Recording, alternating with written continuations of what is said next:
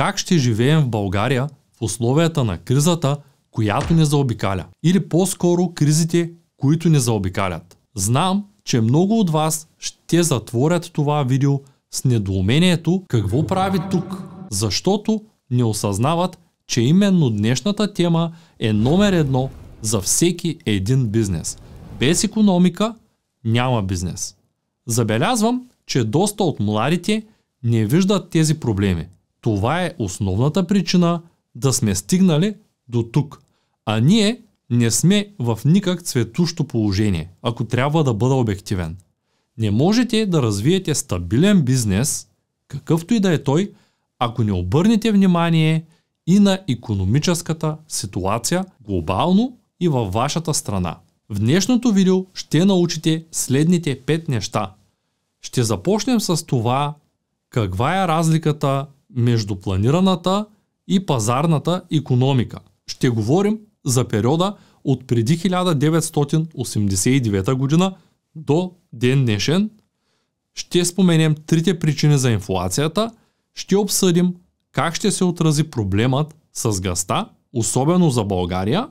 И точка 5. Защо не искаме да плащаме в рубли. Казвам се Цветан Радушев и по професия съм софтуерен инженер.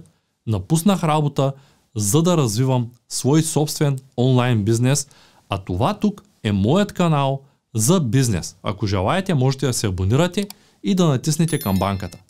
Нека сега се върнем назад във времето, в онези години, за които повечето от нас имат смътен спомен или нямат такъв.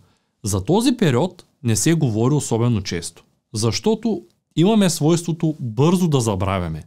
Имам предвид годините между 1970 до 1989. За тях по-възрастните от нас често казват, че не е можело да купиш банани или дори дънки от магазина.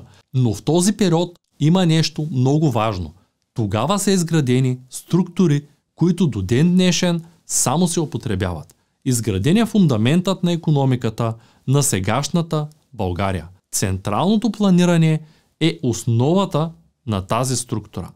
Електропреносните мрежи и язовирите, които използваме и до ден днешен. С идването на демокрацията, икономиката се превърна в икономика на услугите. А това означава, че основният бизнес, който можем да правим в България, е търговия на дребно, кафенета и други малки бизнеси, които са в сектора на услугите.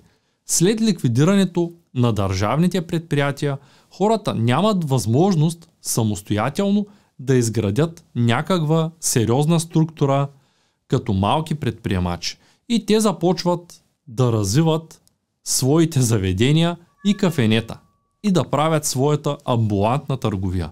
Не можем да вярваме и на икономическите прогнози, защото, както знаем добре, те се организират от хора, които имат за крайна цел да докажат определена теза. В сегашният момент българската икономика е предимно икономика на услугите. Сегашната структура на страната е много лесно уязвима, защото именно в условия на криза човек започва да свива бюджета си от забавления, като почивки, заведения и нощен живот. Именно поради тази причина се намираме в това положение.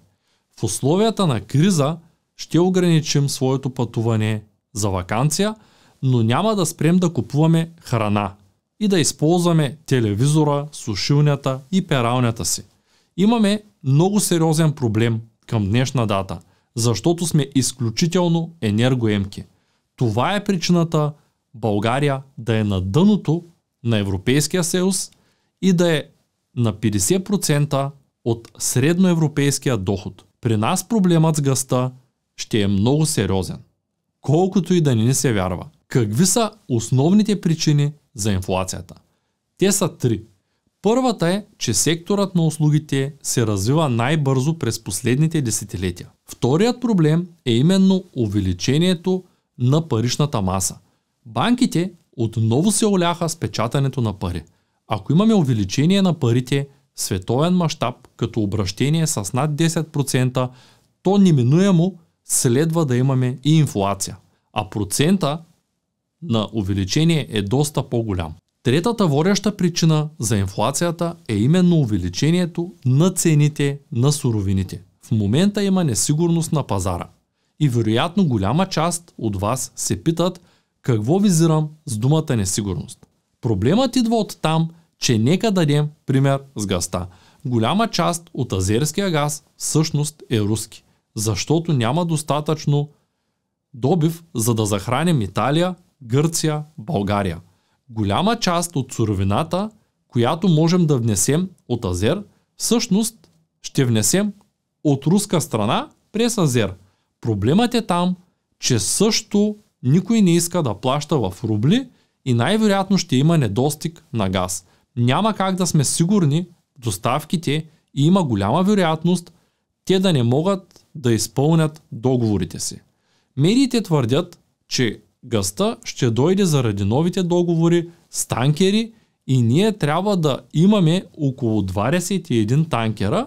За момента имаме само един, които да заменят досегашния приток на газ. Не е по силите ни да се справим с този проблем достатъчно бързо. Производствата, които зависят от този ресурс, например стъкларския бизнес, спрем ли газта, бизнеса, който зависи от него, със сигурност ще бъде убит. А според вас, кои са основните причини за инфлацията? Оставете това в коментарите на това видео. Преди да продължим, не забравяйте да се абонирате за канала и да ме подкрепите с палец нагоре, за да помогнете на видеята ми да достигнат до максимално много хора. Благодаря ви.